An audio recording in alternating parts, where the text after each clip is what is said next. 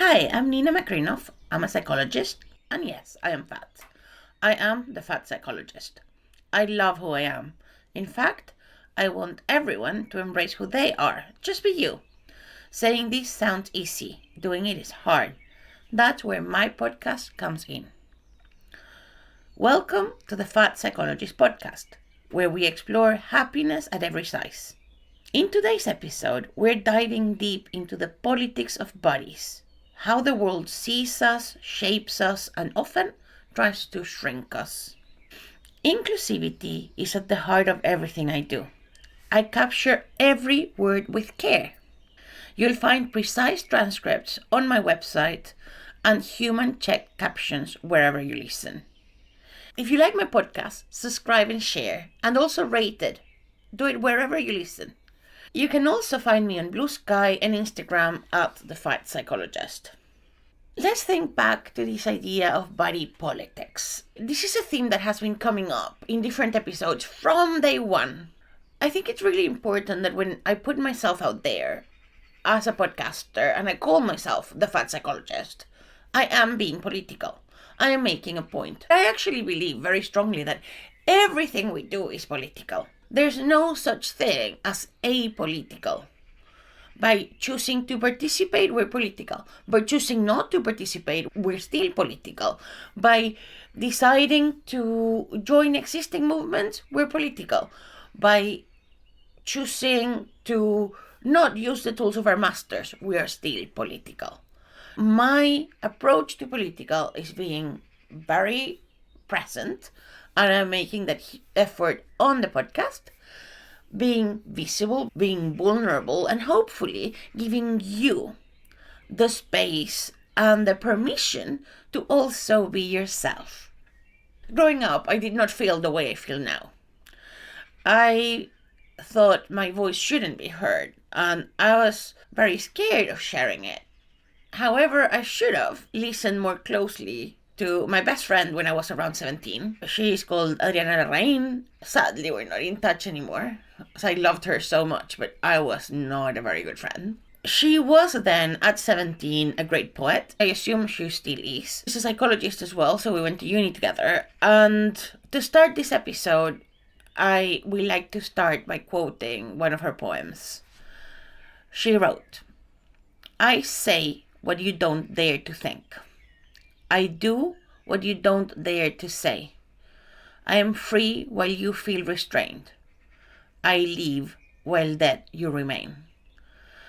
One of the things I admired about Adriana growing up is that she genuinely, to me, came across as someone who strongly believed in who she was. I would have followed her almost anywhere. And she used that power in a really positive way. That's also, to me, a really important balance. It's owning who we are in respect to what others are. Owning what we believe in respect to what others believe.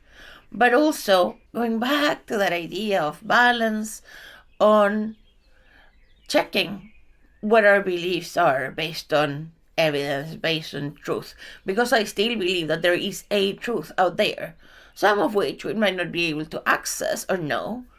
But part of this journey has to do with looking at the evidence of what well-being is, of what our bodies should be doing. Doing that includes looking at literature, so we have been reviewing some academic articles together, and it also includes conducting our own research, so talking to people and learning through the lived experiences of others. Hence, I am super excited that today I'm joined by the brilliant Erica Sosa. Erica is the writer of the revolutionary Hotness Substack. She's a fat liberation advocate and an unapologetic femme. I love talking to her so much that you will see her in 2 episodes in a row. Today, we will unpack how fatness intersects with systems of power, such as religion, capitalism, and white supremacy, and how simply existing in a marginalized body becomes a political act. We will discuss childhood messages and current messages that lead to healthcare bias. We will think about cultural expectations and why we have chosen personal resistance. Keep listening because this conversation is raw, real, and deeply validating. Hi. I write a newsletter on Substack called Revolutionary Hotness. The name was kind of given to me by a friend. She said that I embody a revolutionary hotness by just, being myself and being on the internet out loud as a fat femme and advocating for other fat femmes to be themselves out loud. I've been examining the idea of desirability politics and erotic autonomy for fat femmes. Often we're relegated to this position of we should just be grateful that anybody finds us hot when that's such a it's oh it's such a tool of the patriarchy and the male gaze that it's annoying. For lack of a better word, it's very annoying.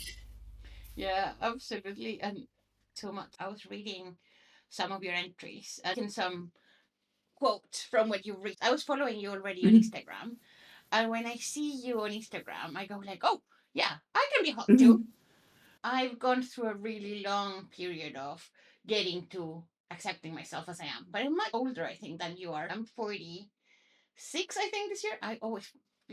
Mhm.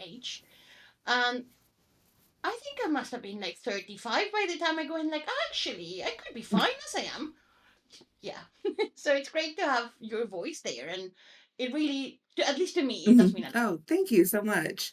Yeah, I think I was in my late 20s and I was like, you know what? I'm just so tired of viewing my body as this detriment, as we're enemies against each other when I have to be in this body. I wrote about this like in my first entry. My body looks like my aunts. It looks like my grandparents. It looks like my family. So why do I hate something that looks like everybody else around me just because, you know, people on TV or people on the internet say that you should look like a Coke bottle essentially.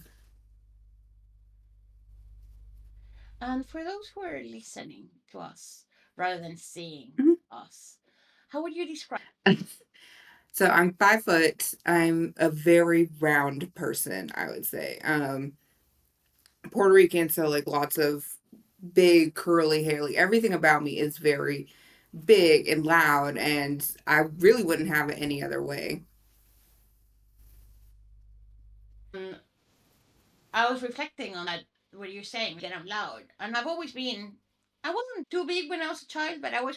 Mhm.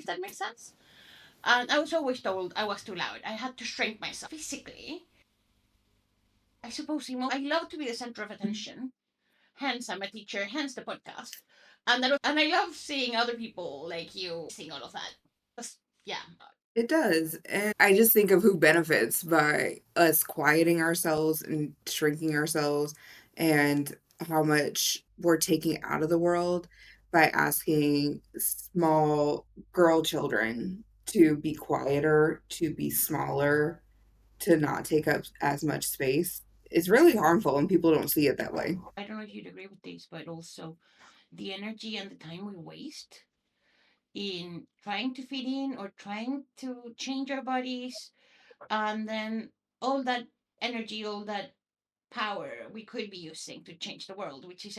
Mhm.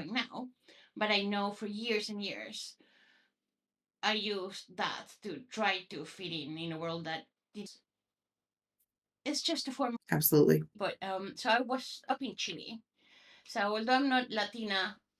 Mhm.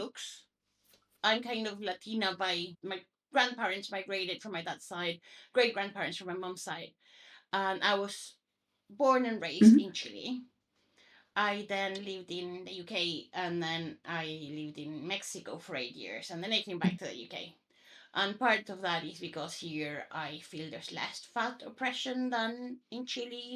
Mhm.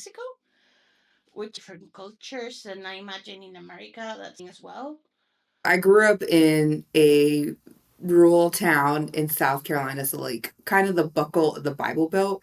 A real quick history of, well, not history, but a quick explanation about the Bible Belt for people who don't know. It's very defined by evangelical Christianity, specifically Southern Baptist. So they take the Bible not as literature, but as literal instructions from God, except the stuff they don't like. Like, of course, you can eat seafood. We don't care about that, but everything else is direct from God. My religious history also had a big impact on how I viewed my body because I went to a very white church, and a very white Southern Baptist church is kind of like a cousin of the Puritans, is the best way to describe it. So your body was its own statement of, oh, clearly the devil's got its mark on you if you're in a larger body, because that means you're indulging in gluttony, in sloth, lust. Probably the devil's got you. He's probably got you in all the things. And, and we're both laughing at it because you're either laughing. Puritanism and all the movements that came at the same time with immigration and slavery, they were also trying to divide themselves from these other bodies that looked different. So being thin was a form of Puritanism, was a form of ascetics, which actually exists in many cultures. But then there's also these kind of the good fat and the bad fat. So you can be a good fat if you're dieting and you're proving to people that you're trying. I'm not that anymore. I'm genuinely a really bad because like I enjoy my food. It's Mm-hmm. nice. And I would like my body. I got like going to the swimming pool. So I don't know if that resonates with your experience It too. really does. So I love not wearing clothes as much as possible. I really annoy the Southern Baptists that I live among because I pole dance. I like to go out and take pictures in a bikini. I don't really apologize for being fat, and I'm not counting calories. Everything that I was doing when I was in the church. So I'm sure a lot of us have stories of, I was at Weight Watchers as an 8-year old and curves and all that stuff. That was also facilitated through the church for women who wanted to lose weight, because it was always a constant battle of how much smaller can you get. So now I do relish in being a bad fat. I love cheeseburgers. They're amazing. But I also love salads. Like, I love food in all of its form. I read cookbooks for fun because just reading about food is very exciting to me. I love the way that people describe taste and how they came to find out different flavors go together. I'll talk unapologetically about being sexy. I talk about how much I love taking pictures in lingerie or things like that. So I am a bad fat in that I cannot be converted to being a good fat again. I love that. I mean, I think that's we all can do whatever we want with our bodies, and I think that's really important to Mhm. me. I still worry that so many people, particularly women but men as well, suffer so much with trying to adapt to the diet culture rather than just owning whoever we are, whatever size we are. If we're fat, we're fat. If we I hate the word losing weight because in my experience, it's never been losing weight. It's always been a huge effort to say, I might go down in my weight because I have disease, or like some people have cancer and they go really, that's all okay. So whatever happens with each person's body is okay. But I really worry about myself doing it because I'm trying to conform and not accepting myself. And I worry about Which, if you deeply care about fat liberation and body justice, our bodies are inherently political once you step outside these margins of being white, being thin. And if you center your marginalized identities and see how it impacts others, every move you then do is political. So it's very easy to then get in the mindset of, I've gained some weight. I don't like how my clothes feel right now. I don't really want to buy new clothes. So I can try to then reconfigure my body so it's the same as it was before this. But then that feels like a betrayal to your own ethics. I think if we view our body as neutral, the way we really want to see it within fat liberation, then it's just something that, bodies change, and you don't have to take pills to change it back. I notice, for example, like, I tend to gain some weight when I'm stressed. Like, I'm currently working 2 jobs. I don't really have time to like move the way I want to move. So my clothes are fitting tighter. I don't love that. And I was talking about it with my doctor, who's not super concerned, but he's like, you have to understand the reality is that you are now time poor. So your body is reflecting the stress that you're under. And that's okay. It's just something that we'll deal with once you have some more time back. And it's not a really big issue to your health.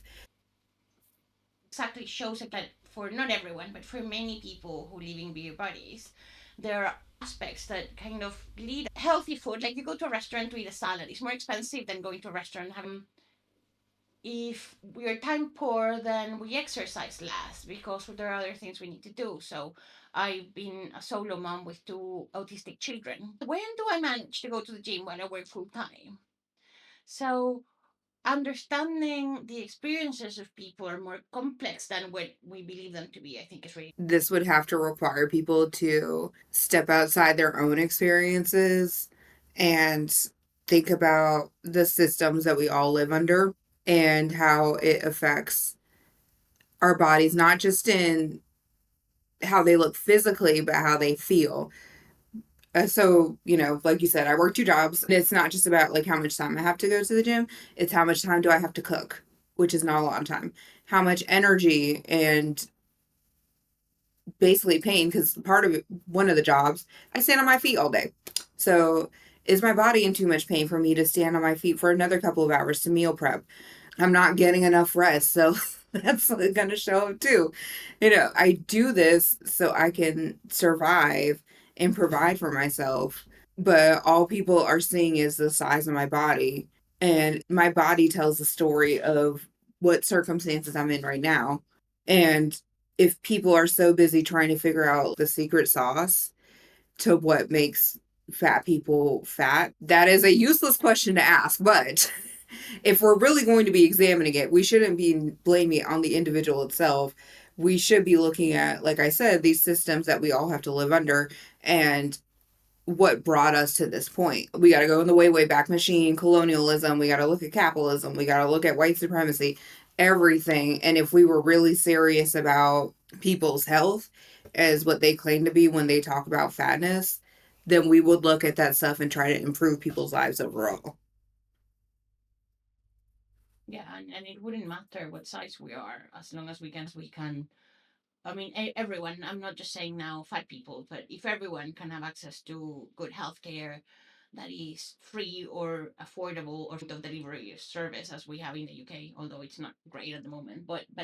Mm-hmm. Mm-hmm.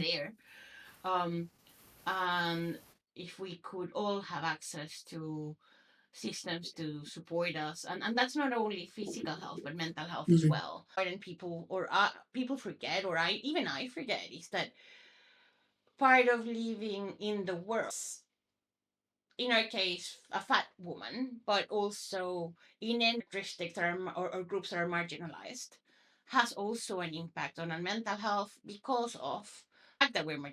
Mm-hmm.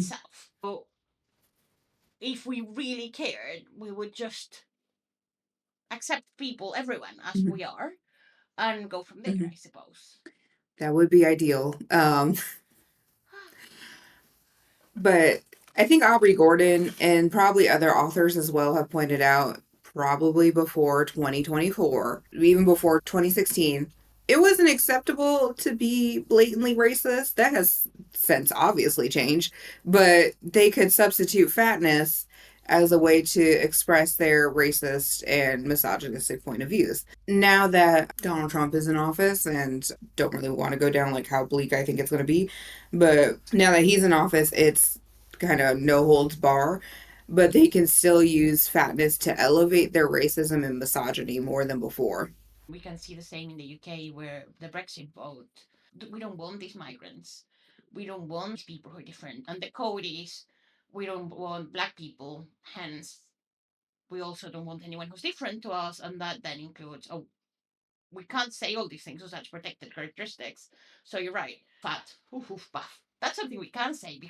I've kind of taken my doctor's view of it, which he's shockingly a very good doctor for being in the South and for being a cis white man. Like, usually it's just like, you got to lose some weight, get over it. But he's like, it's your body is a reflection of the circumstances you're in and the genetics that you have. So when you change the circumstances, your body will likely change. But as it is right now, you're fine. And that's kind of how I feel. Like, you may want to view your body as one certain way, but do you want to view it because this is how you feel you need to look as a femme identifying person, or because this is how you want your body to feel? Like I just said, I want my clothes to be not as tight.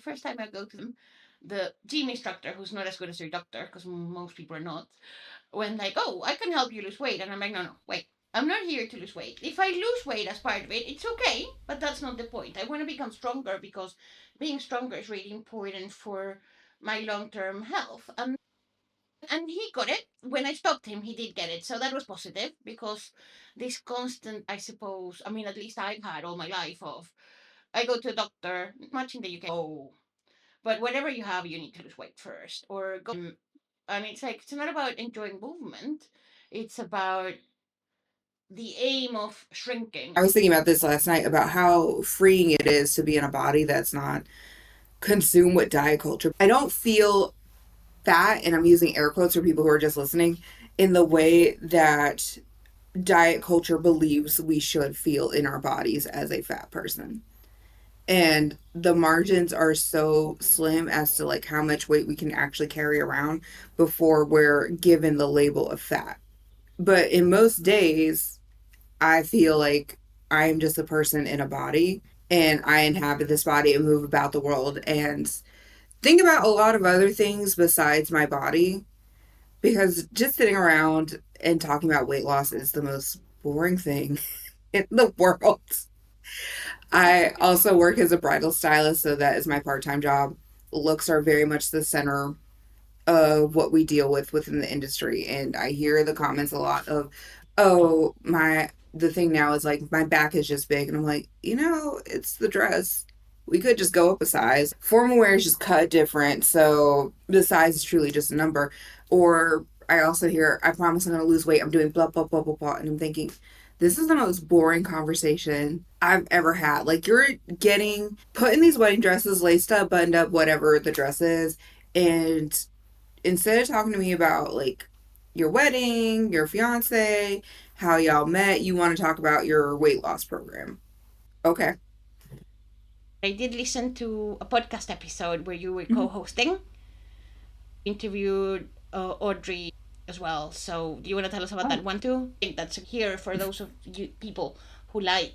Oh, yes. So I was also a season 7 co-host on A Stripper's Guide. I'm not sure if it's still listed. Oh, okay, okay. It is still there as a stripper's guide. Season 7, I was a co-host for that season alone, and we did interview Aubrey Gordon, and I did not play it cool because I was very excited.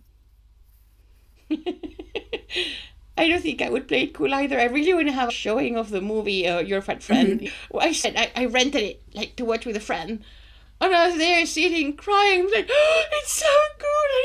Mhm. Yes, yes. When she came on the screen, I was literally like hands on my face, just oh my god.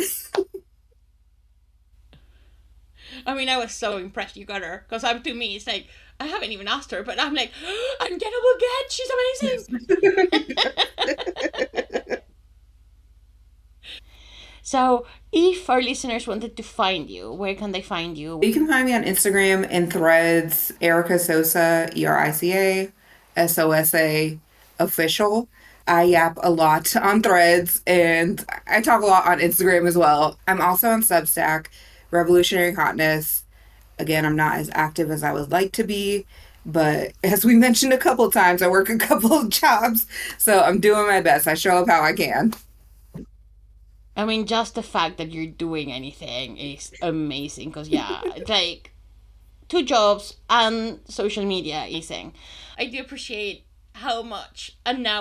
Yes. Of course. Thank you so much for having me. I hope you have a good rest of your day. How much did you love Erica? I loved her. It was so much fun speaking to her that she's going to be with me in the next episode too. We just recorded 2 in a row. On that episode, we will be talking about revolutionary hotness, desire and pleasure, particularly from our perspective as fat women. If you like my podcast, subscribe, rate, and share with your friends. You can also find me on Instagram, Blue Sky, and Threads at The Fat Psychologist. I am posting this as a video on YouTube. I am actively looking for sponsors. Ideally, I would like a sponsor that can do the whole season. I plan to do 26 episodes this season, and where I can actually develop a relationship with that brand. That means that I need a brand whose values align to mine. I am currently thinking maybe a fashion brand that does big sizes. The fashion brands I love and wear would be brilliant. So I'm contacting you directly, but if you have a contact that I can use, do let me know. Or if you are that person, please contact me. You can also find the link through my website and donate whatever you can to make this dream come true. Go to Buy Me a Coffee and donate whatever you can to continue making this podcast speak for all of us. If you want to be on the podcast, contact me. I put a note on Threads and I have fantastic people coming through. That's how I met Erica. And you can see we met for the first time today and our conversation was amazing. Your story is important to me. Let's share it. This episode was produced, edited, and presented by Ninna Makrinov.